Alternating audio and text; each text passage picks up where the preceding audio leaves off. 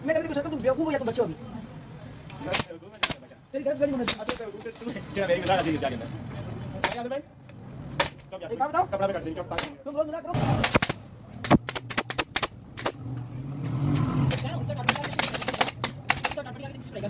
ठीक है बैठा नहीं कटी हां ठीक है जन्नत है ना